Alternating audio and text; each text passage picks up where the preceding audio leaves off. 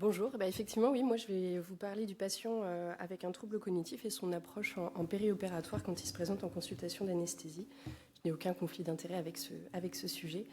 Alors la démence, c'est quelque chose qui va devenir de plus en plus fréquent, en tout cas qu'on va rencontrer de plus en plus fréquemment dans nos consultations d'anesthésie, dans la mesure où son principal facteur de risque, c'est l'âge et qu'on a une population croissante de patients âgés de plus de 65 ans qui arrivent en France notamment, mais pas que, avec une proportion en 1980 de environ 15% de la population qui grimpe sur une estimation de 2025 à plutôt 22% de la population. Concernant les patients atteints de troubles cognitifs majeurs, donc de démence, ça va regrouper un large panel de pathologies, mais à la tête de laquelle on va trouver évidemment celle que vous connaissez le mieux, la maladie d'Alzheimer, mais également des démences frontotemporales, les maladies à corps de Lévy, les maladies des démences parkinsoniennes. En 2015, la première fois que j'avais abordé le sujet sur les troubles cognitifs chez le patient qui devait bénéficier d'une anesthésie générale, les estimations de la Alzheimer Report de 2015 estimaient que la population en 2050 de patients déments allait atteindre les 131 millions. Là, j'ai revérifié sur le rapport de 2021, on attend maintenant 139 millions. Donc ce n'est pas quelque chose qui est progressif, c'est plutôt quelque chose qui est exponentiel. Donc les troubles neurocognitifs, ils vont globalement être scindés en deux catégories. La DMS5 a simplifié les choses, on ne parle plus de démence, on parle de troubles neurocognitifs majeurs, quand il s'agit d'un déclin cognitif qui vient imputer les activités de la vie tous les jours, et en troubles cognitifs mineurs, donc Mid Neurocognitive Disorder, ce qui anciennement était le Mid Cognitive Impairment, c'est comme ça que vous le trouverez dans la littérature le plus souvent, qui est un déclin cognitif qui est plus modeste et avec surtout pas d'atteinte des activités de la vie tous les jours et qui sera finalement un des critères. Ce qui est important de savoir, c'est que le trouble neurocognitif mineur ne va pas nécessairement évoluer vers un trouble neurocognitif majeur. On estime que 10% par an vont basculer, mais ce n'est pas nécessaire. Un patient peut rester avec une atteinte modérée jusqu'à la fin de sa vie. En post-opératoire, on va avoir évidemment une période de trouble cognitif qui va être attendue, qui est liée à l'élimination des médicaments, mais on va également identifier deux entités qui vont correspondre à un avenir cognitif qui n'est pas du tout normal, donc vraiment des entités pathologiques. C'est la confusion post-opératoire qui répond à la définition du DSM-5, donc surtout une installation qui va arriver rapidement en post-opératoire, classiquement multifactorielle et qui va correspondre à une altération de la conscience, des troubles de l'orientation temporospatiale, de l'attention et qui correspond souvent à une modification aiguë d'un fonctionnement cérébral qui probablement avait une certaine fragilité en préopératoire. On estime que l'incidence de cette pathologie, surtout en chirurgie cardiaque, va atteindre jusqu'à 65% des malades, donc ce qui constituerait finalement le premier effet indésirable de l'anesthésie chez un patient âgé. Et une deuxième entité est décrite depuis maintenant des années, mais avec une définition qui n'est absolument pas consensuelle, c'est la dysfonction cognitive post-opératoire, classiquement définie avec un intervalle libre entre le réveil et le début des symptômes, et qui va être une détérioration plus globale des fonctions cognitives, donc des capacités de calcul, de l'attention, du comportement. En tout cas, une modification du fonctionnement cognitif qui va être plus pérenne et qui va être liée temporellement à une intervention chirurgicale entre, on va dire, J0 et 1 an, voire certains auteurs décrivaient plus. Là, ici, on est plutôt jusqu'à 20% des patients qui seraient atteints de cette entité.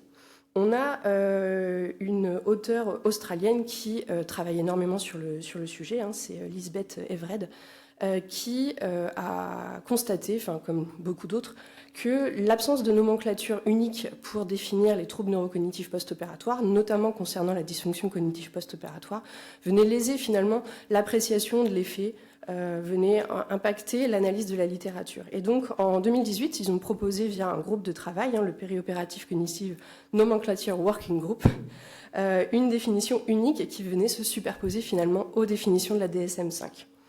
Donc ici, on va parler en préopératoire donc des troubles neurocognitifs mineurs et majeurs, évidemment, mais en post-opératoire jusqu'à J7, si ça répond à la définition du DSM-5, on définira le délirium d'une part. Et ensuite, dans les troubles neurocognitifs post-opératoires, on définira jusqu'à 30 jours post-opératoires qui correspond à ce qu'on entend être la résolution de tous les processus physiopathologiques post-opératoires, notamment inflammatoires, au delay neurocognitive recovery, donc à la récupération neurologique prolongée, Et au-delà de 30 jours, on passera sur du post-opérative neurocognitive disorder, donc des troubles neurocognitifs post-opératoires. Et ce jusqu'à 1 an, pour ensuite basculer, faire finalement la définition consensuelle du DSM-5 de troubles neurocognitifs mineurs ou majeurs. Alors, il y a un certain continuum sur la physiopathologie de toutes ces maladies. Donc finalement, cette frise chronologique a du sens, d'autant qu'on retrouve comme facteur de risque du délirium et des troubles neurocognitifs post-opératoires la démence, donc les troubles neurocognitifs majeurs, et puis les troubles neurocognitifs moins étiquetés, donc des performances cognitives moins performantes en pré-op. Et de la même manière, sur les troubles neurocognitifs post-op, on va retrouver également l'atteinte des troubles l'atteinte des fonctions cognitives et le délirium. Alors, évidemment, en consultation d'anesthésie, il va y avoir tout un enjeu à essayer d'identifier ces patients. Si le but, c'est de faire de la prévention, en tout cas d'essayer de promouvoir leur performance cognitive en post-opératoire, il faut les reconnaître. Toutes les échelles qui sont utilisées par les gériatres vont contenir une batterie de tests neuropsy qui vont prendre au minimum 30 minutes. Ça semble difficile à appliquer dans la période pré- ou post-opératoire. Par contre, on va avoir différents indices, différents scores qui vont avoir été développés. Le problème, c'est leur multiplicité et leur performance dans chaque domaine de la cognition. Il y en a 2 qui vont venir se démarquer, c'est le MMS, c'est celui que vous connaissez probablement le mieux. C'est celui qui vient définir la démence. Il est surtout performant pour les troubles cognitifs majeurs, un peu moins performant pour les troubles cognitifs mineurs. Par contre, il souffre d'un gros effet d'apprentissage. Donc ce test-là, les patients peuvent finalement le biaiser en apprenant finalement à répondre aux questions correctement. On en a un autre qui s'appelle le MoCA, le Montréal Cognitive Assessment. C'est celui qu'on va retrouver finalement, je trouve, le plus fréquemment dans la littérature avec le MMSE, et qui va, lui, prendre une dizaine de minutes, toujours sur 30 points, comme sur le MMSE, sauf que le cut-off, au lieu d'être à 23, il va être plutôt à 26 pour définir le trouble cognitif, et lui est plus performant sur les troubles cognitifs mineurs. En post-opératoire, quand il s'agit du délirium, là, pour le coup, c'est un peu plus consensuel, c'est surtout la confusion assessment méthode qui va faire l'unanimité, et celle qui est adaptée à l'unité de surveillance continue, la CHEM-ICU. Pour la physiopathologie des troubles neurocognitifs, on va avoir là aussi une sorte de continuum, ce qui va être l'élément principal qui a été identifié et qui est commun au délire post-opératoire et à la démence ou aux troubles cognitifs post-opératoires, c'est la neuroinflammation. Et cette neuroinflammation a été identifiée comme venant essentiellement de l'inflammation systémique liée au geste chirurgical. De cette neuroinflammation va découler plusieurs processus, du stress oxydatif, de l'agrégation de protéines anormales, que vous connaissez probablement, à la bêta-amyloïde, l'excrétion de protéines anormales, plutôt tubulaires, la protéine Tau, et tout un process qui va venir entacher la connectivité du réseau neuronal et aboutir d'une part, et aboutir d'autre part à la neuroapoptose, et donc à des troubles neurocognitifs plus pérennes. Cependant, même si c'est effectivement l'anesthésie, la chirurgie qui est la plus incriminée dans les troubles neurocognitifs post-opératoires sur le plan physiopathologique, l'anesthésie est absolument pas innocente dans cette histoire. On a beaucoup de littérature sur l'impact de l'anesthésie sur le développement cérébral et on sait que l'anesthésie va avoir un impact d'une part sur la neuroinflammation, mais également sur l'agrégation du bêta-amyloïde, sur le stress oxydatif, sur la neuroapoptose, sur la plastie cérébrale, etc. Et chez le patient âgé, qui lui déjà est probablement sur des process de neuroprotection qui sont déjà vieillissants, cette fragilité que va entraîner l'anesthésie va rendre l'intervention chirurgicale plus propice au développement de troubles cognitifs neuropost-opératoires. Alors ça, c'est juste pour le mentionner, on a des cohortes historiques, cette cohorte elle a été publiée dans le Lancet en 1998, c'était une cohorte sur 13 pays, plus de 1000 patients, et qui avait identifié la durée de l'anesthésie et les anesthésies répétées comme facteur de risque de troubles cognitifs post-opératoires. Alors, quelle prise en charge finalement pour un trouble cognitif ? On va développer tous ces aspects-là. Donc, est-ce qu'on va préférer l'anesthésie ou la LR ? Est-ce qu'on va préférer un agent anesthésique plutôt qu'un autre ? Est-ce qu'on va s'intéresser à la profondeur de l'anesthésie ? Et est-ce qu'on va pouvoir trouver des molécules adjuvantes qui vont nous permettre de faire de la prévention sur la dysfonction cognitive, comme la dexmédetomidine ou la kétamine ? Et enfin, est-ce qu'il n'y aurait pas un intérêt à un parcours de soins ?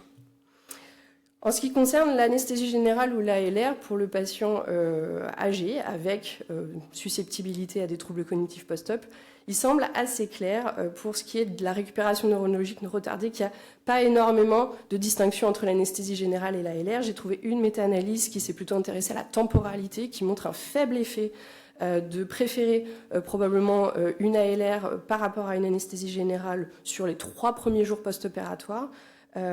Et pas d'effet du tout en ce qui concerne le délirium post-opératoire dans une autre méta-analyse. Globalement, ce qu'il faut retenir, c'est qu'il n'y a pas énormément d'effets, on n'a pas énormément de justification à insister pour une ALR par rapport à une anesthésie générale, mais probablement plus renforcer la surveillance après une anesthésie générale dans les 3 premiers jours post-opératoires.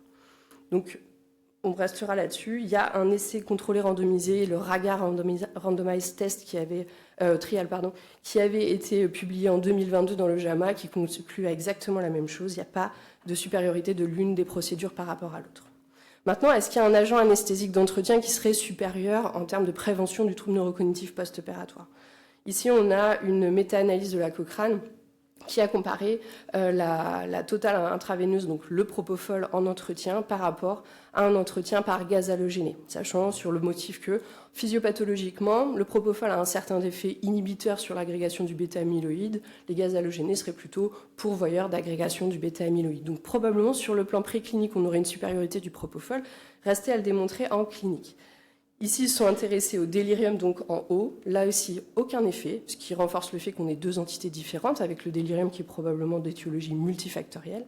Et en revanche, un effet discret, en tout cas substantiel mais discret, sur le délirium, la dysfonction cognitive post-opératoire, donc la récupération neurologique prolongée, avec donc effectivement plusieurs essais contrôlés randomisés qui donnent des effets assez hétérogènes et qui ne nous permettent pas de conclure de manière définitive. On a une autre méta-analyse qui s'est encore intéressée au délirium, là, qui modère un peu son propos, et là, va également instaurer une certaine temporalité dans la prévention du délirium. Souvent, les études vont s'intéresser à l'incidence du délirium dans les 7 premiers jours post-opératoires. Ici, il y avait plutôt une temporalité entre J1, entre J2 et J6, et au-delà de J7. Montre aucune différence à J1 et au-delà de J7, mais probablement une petite supériorité au propofol quand on s'intéresse à la première semaine, au battement entre 48 et 1 semaine post-opératoire. Toujours en chirurgie non cardiaque, puisque l'incidence du délirium en chirurgie cardiaque est bien supérieure. Cette méta-analyse, elle s'était intéressée à quelque chose d'assez pertinent. Elle s'est intéressée aux études qui avaient également dosé dans le sang les marqueurs de l'inflammation, donc l'IL6, l'interleukine 6 et le TNF-alpha. Et là, ici, alors évidemment à prendre avec précaution, puisqu'il y avait assez peu d'études, il me semble des index d'hétérogénéité qui étaient assez importants, on avait un effet assez en faveur du propofol sur, on va dire, la protection contre l'inflammation systémique. On n'est évidemment pas sur des dosages dans le LCR, on est bien sur des dosages dans le sang, mais on sait qu'il y a une corrélation entre l'inflammation systémique et la neuroinflammation. Ils sont intéressés aussi au dosage du S100-bêta. Bien évidemment, ici, rien à voir avec la dysfonction cognitive, mais tout à voir avec les lésions cérébrales et montrer également un petit effet du propofol. Il serait peut-être neuroprotecteur. Donc le propofol serait peut-être supérieur au gaz halogéné pour diminuer le risque de délirium post-opératoire. L'inflammation serait moindre avec une AG sous propofol. Alors, il y a plus récemment, en 2023, dans le BJA, il y a cette étude qui est sortie et qui a déclenché les passions, puisqu'en fait, donc, il y a un très gros essai, un essai chinois, 14 hôpitaux, des patients âgés, de la chirurgie majeure carcinologique, donc des patients très inflammatoires, propofol versus sévoflurane, plus de 1000 patients là aussi. Et là, il montre qu'on a une supériorité du propofol dès les premiers jours, DJ1, par rapport au sévoflurane sur le délirium, l'incidence du délirium à 7 jours. Plus fort encore, il conclut qu'on a un effet à 3 ans sur les performances cognitives de ces patients. Alors évidemment, les auteurs concluent que l'effet est très important. On est à 8,4% des patients dans le groupe propofol, 12,4% des patients dans le groupe isoflurane, et ils concluent que ça réduit d'un tiers le risque de délirium en post-opératoire. Évidemment, ça a déclenché des passions. Il y a eu énormément de critiques autour de cet article en disant qu'il fallait vraiment prendre ces conclusions avec précaution dans la mesure où ça pouvait clairement changer les pratiques. Donc probablement préférer le propofol, mais en gardant en tête que probablement d'autres études sont nécessaires.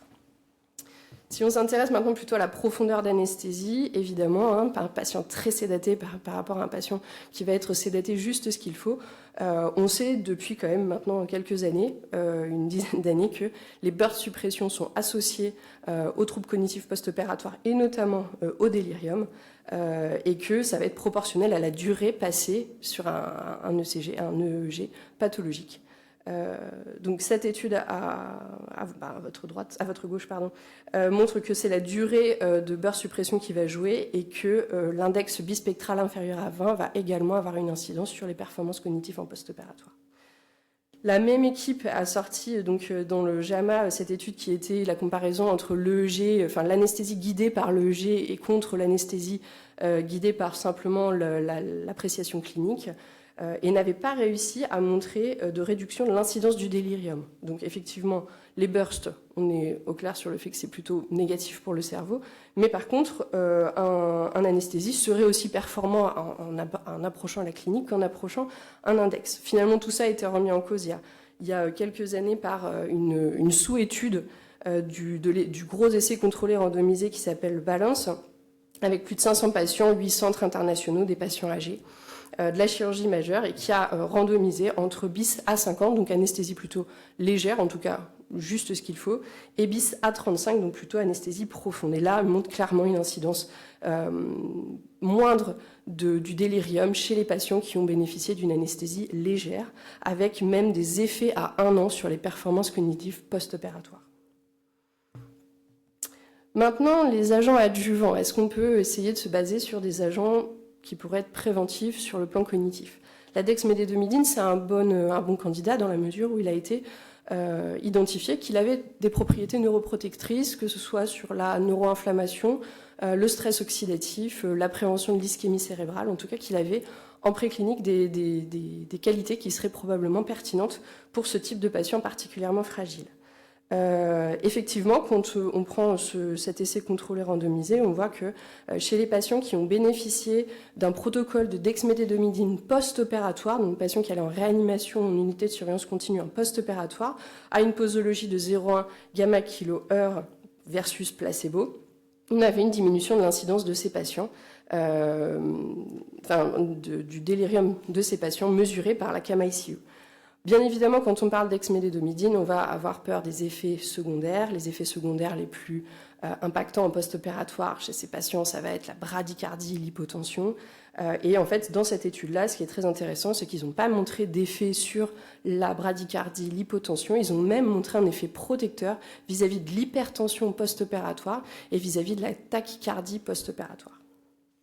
Donc probablement un intérêt. Un intérêt qui est retrouvé dans les troubles cognitifs post-opératoires. Ici, on était sur plutôt une analyse du dosage, c'est-à-dire combien il faut mettre en post-opératoire pour avoir un effet protecteur. Cette étude-là montre qu'entre 200 et 400 gamma sur 24 heures en post-opératoire, on a un effet qui est pertinent sur la prévention du délirium sans avoir d'effet indésirable de type bradycardie, hypotension ou dépression respiratoire, maux de tête, nausées, etc. Donc on aurait un effet significatif sans augmenter les effets post-opératoires. Alors, la problématique, c'est que la dexmédétomidine, c'est un agent qui est cher, qui doit être utilisé en unité de surveillance continue et qui va nécessiter une surveillance scopée. Donc, qu'en est-il de l'utilisation de la dex en péropératoire ? Eh bien, l'utilisation de la dex en péropératoire montre également des effets protecteurs, sans non plus d'augmentation des effets indésirables, avec donc ici cette méta-analyse qui s'est intéressée donc avec une dose de charge de dexmédétomidine, une dose ensuite d'entretien, IDM entre 0,2 gamma kilo-minute et 0,8 gamma kilo-minute, et on a également ici en péropératoire un effet protecteur. Qu'en est-il de la kétamine sur le délirium post-opératoire? Là, beaucoup plus décevant. Une seule dose de kétamine ne va pas réussir à prévenir le délire post-opératoire. Alors, est-ce que ça fait de cette drogue une drogue inutile sur le suivi post-opératoire de ces patients? Non, probablement pas, puisqu'il a tout de même un intérêt sur la prévention, sur l'analgésie post-opératoire de ces malades, chez qui énormément d'antalgiques sont contre-indiqués. Donc, on n'a pas de différence en termes de délai avant apparition, de durée, de gravité du délire. On a simplement l'absence d'effet finalement sur la composante délirium. Là, c'est juste pour mentionner vous avez potentiellement participé à cette étude qui est l'essai multicentrique français POP, qui avait conclu exactement la même chose, et avec simplement un effet sur la dépression post-opératoire. Donc la kétamine, qui a des propriétés psychoactives, aurait un effet sur la dépression post-opératoire, qui lui-même est un facteur de risque de délirium. Donc maintenant, si on n'a pas trouvé d'agent thérapeutique qui soit pertinent sur la prise en charge, est-ce qu'un parcours de soins serait pertinent? Finalement, c'est ce que je conclurai, c'est que c'est un parcours de soins de ces patients-là qui va consister en une prise en charge préopératoire, notamment si possible par un gériatre, qui va être le plus pertinent. Ici, c'est une étude qui a étudié un protocole de préhabilitation avec des évaluations pré-op, un programme d'exercice, de la réhydratation, de la renutrition et de la prévention de la carence martiale, qui a montré un effet significatif sur le délirium post-opératoire. Si on n'a pas tout ça, parce que c'est difficile à mettre en place, simplement mettre en place des process autour de on va dire des espèces de petits moyens de type remotiver le patient à se bouger, lui rendre ses appareils auditifs, lui rendre ses lunettes, le réorienter régulièrement, lui proposer une hydratation pertinente, va faire diminuer l'incidence du délirium post-opératoire, et ce sur le long terme, par rapport à une prise en charge commune. Notez que vous avez des recommandations sur le délirium post-opératoire qui ne vont pas nous permettre d'avoir des recommandations fortes, mais que la prise en charge périopératoire de ces malades va être une des rares recommandations fortes de ces guidelines, tout comme on va dire la prévention des effets indésirables de la dexmédétomidine, qu'ils ne recommandent pas pour la prévention du délirium à ce stade. Alors, est-ce qu'on peut récuser pour un risque cognitif? On peut se poser la question, c'est-à-dire que votre patient est très dément. On sait que le pronostic cognitif va être lié à la mortalité post-opératoire, à l'institutionnalisation, enfin une baisse de la qualité de vie. Donc si on se propose une chirurgie froide qui a vocation à améliorer sa qualité de vie, la question se pose. Ici, on a une étude qui était une étude observationnelle qui s'est déroulée sur 10 ans de patients âgés de plus de 60 ans qui ont bénéficié ou non d'une chirurgie au cours de ces 10 années. On voit que chez les patients qui ont déjà un déclin cognitif, un score CAMCOG qui est déjà abaissé, donc en ligne continue, on voit le pronostic de ces malades qui plonge finalement sur ces 10 années. Donc là, les performances cognitives de ces malades plongent sur ces 10 années en post-opératoire quand ils ont bénéficié d'une intervention. Donc probablement pas récuser une chirurgie pour un risque cognitif, mais probablement encadrer le geste, peut-être si possible, lui donner un délai pour optimiser le patient en périopératoire. Le Lancet a publié cet article sur la prévention de la démence, les interventions, les soins en 2020. Il propose que, comme pour le risque cardiovasculaire, la consultation d'anesthésie soit un temps dédié à ce type de dépistage, un moment où on peut, effectivement, comme le patient qui nous présente un angor, le patient qui présente un trouble cognitif manifeste, puisse être réadressé à des professionnels compétents pour optimiser le patient. Donc je conclurai sur le fait que pour un patient qui a un trouble cognitif, d'abord être averti de ce trouble, c'est déjà avoir fait un peu la moitié du chemin, en informant le patient, puisque le patient a le droit de choisir pour lui-même, et ensuite préserver l'homéostasie intraopératoire, monitorer la profondeur de l'hypnose, ça semblait évident pour ces patients-là, et peut-être privilégier le propofol, optimiser la prise en charge analgésique, envisager la dexmédétomidine, pourquoi pas, avoir recours à une approche non pharmacologique, de la musique, baisse de l'anxiété, lui rendre ses lunettes, lui rendre ses appareils auditifs, et organiser des parcours de soins pour faire de la prévention primaire de ces patients, semble être finalement l'acte le plus pertinent qu'on puisse proposer à ces malades atteints de troubles cognitifs préopératoires. Je vous remercie.